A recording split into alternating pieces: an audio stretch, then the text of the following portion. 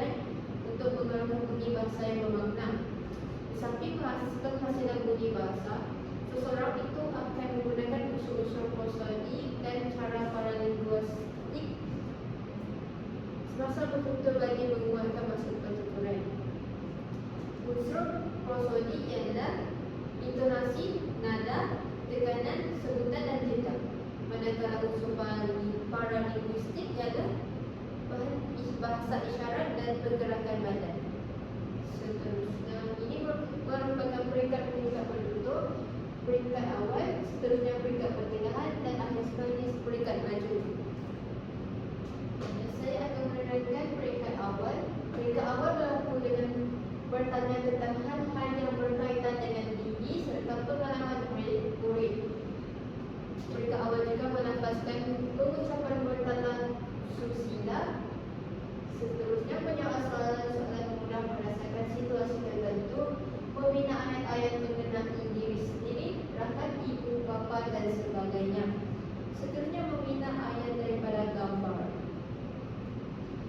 Ini merupakan peringkat pertengahan. Peringkat pertengahan melakukan deskripsi tentang objek atau gambar yang mampu menguraikan sesuatu perkara seperti peristiwa dan pengalaman. Pada peringkat ini juga, murid-murid mampu menyoal dan menjawab soalan. Saya serahkan kepada Fauzana. Terima kasih. Jadi ini adalah aktiviti yang boleh dilakukan pada murid yang berkeperluan khas.